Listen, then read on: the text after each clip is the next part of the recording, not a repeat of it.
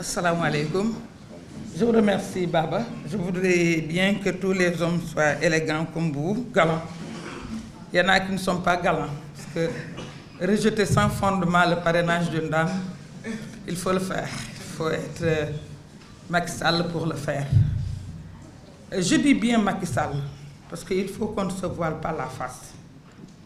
Voilà un homme qui a voulu connaître ses adversaires. Déjà en 2018, nous l'avions dénoncé à l'Assemblée nationale. Récemment, ceux qui sont adeptes de la documentation ont ressorti mes vidéos.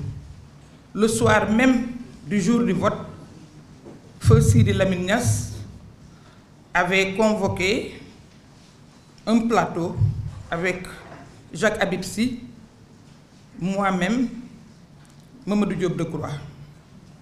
Tout ce qu'on avait relevé sur le parrainage est aujourd'hui réactualisé et les candidats sont confrontés à tous les hic qu'on avait relevés. Ce qui se passe, c'est que je ne voudrais pas que nous, collectif des candidats spoliés, qu'on se mette à donner des explications techniques. Il n'y a pas d'explication technique, c'est purement politique. C'est un homme qui exerce sa volonté sur nous.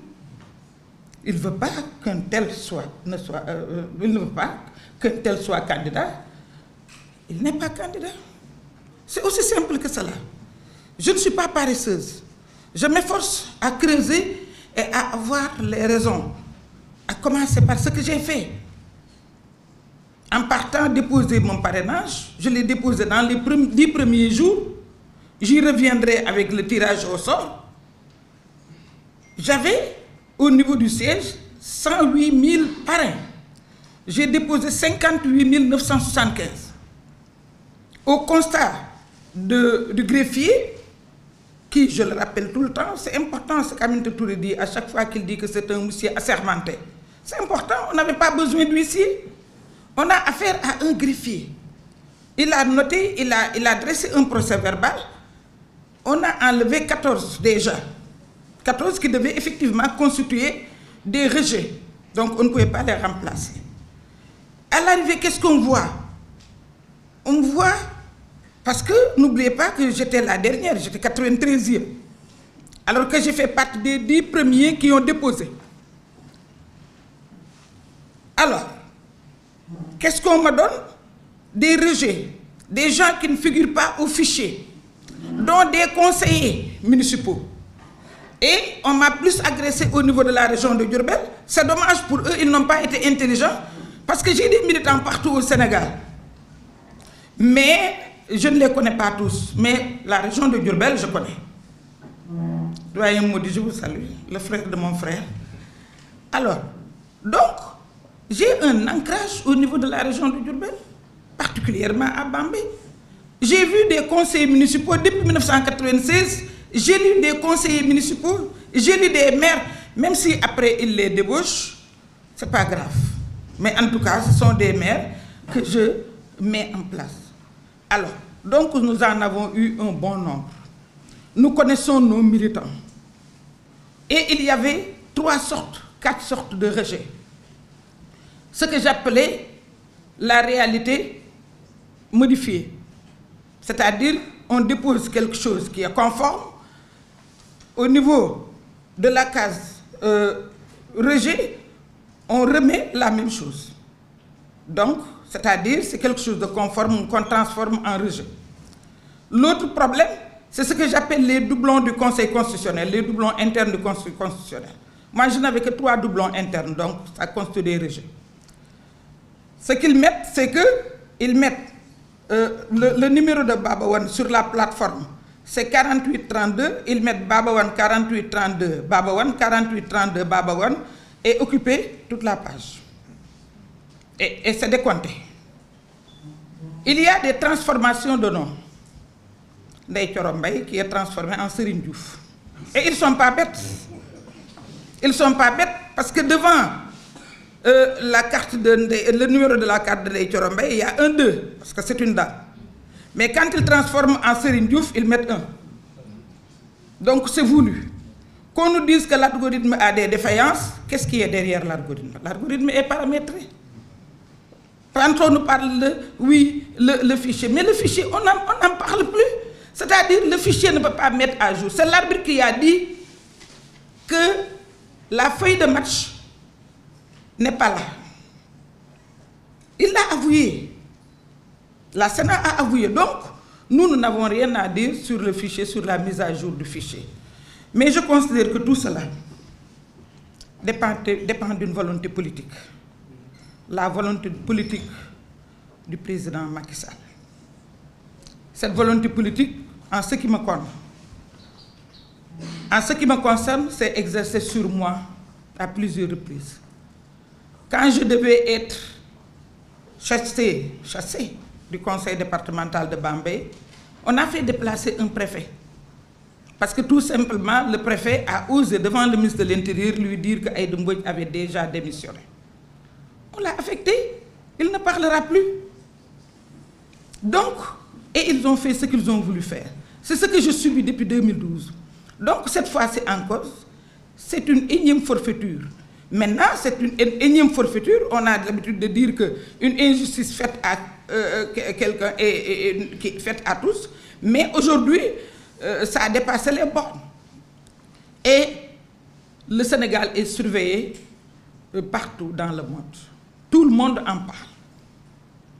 Ce qu'il faudrait, c'est effectivement cette sérénité dont je fais allusion tout à l'heure, mais cette union, et ce que j'ai dit le premier jour de quand pour la première fois j'ai participé à la réunion du collectif des candidats spoliés, j'ai parlé de conviction. Il faut qu'on soit convaincu que nous avons été lésés. Il faut qu'on ne cherche pas d'explication. L'explication est là. Une seule personne n'a pas subi ce qu'elle a subi. Tout le monde, chacun peut donner sa version. Ce qui est constant, c'est que on ne nous a pas évalué par rapport à un fichier honnête, par rapport à un fichier fiable. On n'a pas mis en place un logiciel fiable. Mais tout cela, il y a un responsable dans tout cela. Il faut savoir identifier le responsable et essayer de se concentrer sur ce qui nous importe au lieu d'être divisé par les uns, par les commentaires des uns, les commentaires des autres. Quelqu'un mérite de passer au parrainage, quelqu'un d'autre ne mérite pas de passer au parrainage. Ceux qui ont passé au parrainage savent qui est qui dans ce pays. Il y a des gens qui, au dernier moment, ont réussi des élections au niveau national. Il y a des gens ici qui ont fait des parcours au plan politique, qui ont fait plus de 5 fois le tour du Sénégal, connus à travers le Sénégal. Comparé à ceux qui viennent d'arriver et qui ont pu réussir cela, je pense qu'on n'a rien à dire, mais qu'on n'essaie pas de nous diviser, qu'on n'essaie pas de donner du mérite à quelqu'un d'autre et de dire que ce qui arrive à d'autres est normal. Je pense qu'il y a une chose qui n'est pas normale. On l'a dénoncé, on l'a décrié, on peut multiplier des exemples.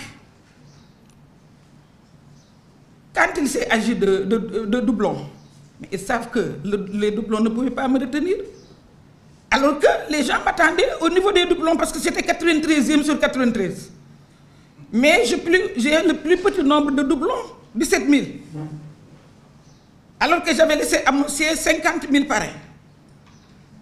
Compte tenu de l'élan solidaire des Sénégalais. Dès qu'ils ont entendu Aïda Mbodj 93e, d'autres chroniqueurs dire Aïda Mbodj Moindare, bon, les gens se sont levés. Et il y en a même des chefs religieux qui sont allés chercher des parrains. C'est un autre enseignement et je m'en réjouis. Donc, pas de doublons. On s'acharne sur le rejet non identifié sur le fichier. J'ai des rejets, je devais avoir des rejets, parce que je ne me voile pas la face. Mais les rejets que je devais avoir, c'est au nombre de 4012 rejets. 4012 rejets. Donc 4012 rejets avec 17 doublons, je ne passe pas au premier tour, mais je peux passer au deuxième tour. Et il n'y aurait pas de problème au deuxième tour. Donc, je m'en arrête là. Je voudrais féliciter Baba pour l'initiative et témoigner, parce que nous avons été dans le même gouvernement, je le connais, c'est un frère, témoigner effectivement de sa volonté de toujours avoir un Sénégal juste, un Sénégal solidaire, mais un Sénégal équitable. Parce que tout ce que nous demandons, nous, c'est l'équité. Je vous remercie. On va demander de parler un peu en wolof. On est en direct sur plein de chaînes. Et je pense que les autres, après, parleront un peu en wolof aussi. Je pense que votre cible et ceux qui voudront revenir parler un peu en wolof devront le faire. Parce que j'ai reçu des messages qui me disent wolof, wolof, wolof. waaw Baba kon fi ma mujjee laay commencé mooy gërëm la sant la wax ni lii nga def du guléet ñun xam nañ la jàmm rek nga mës a bëgg ci Sénégal ba léegi yaa ngi koy gëm ni jàmm mën na am ci Sénégal mais kuy xàddi mën na xàddi ni jàmm dina jafe Sénégal ak Macky Sall ah ñi ko bëgg nag ñu ngi wax alhamdulilah mu ngi dem mais bala muy dem lan mooy xew parce que bis bu nekk mu génneel ñu benn surprise te daf koy def nu mu ko neexee est-ce que dañ koy bàyyi muy def volonté am nu mu ko neexee parce que problème mu parrainage bi loolu rek la pour mu tànn ay adversaire am tànn ñan lay war a jonganteel mu ngi tànn te pareegul te man dama considéré ni li ma daan def depuis 2012 muy jàll rek moom la continuer di ma def listé naa ko ci benn vidéo première fois 2012 ñun bi ñu demee assemblée en tant que groupe parlementaire PDS mu ne groupe bi am na droit ci benn vice-président mais comme Aïda Mbodj moo ko war a jël dañuy nangu vice-président bi ci groupe bi jox ñu commission ma jël commission bi ñu jëwee ñu ne groupe parlementaire bi Aïda Mbodj moo koy jiite mu dugg ci biir parti jàmbur di sàkk kan la cay faral ak kan la ca dul faral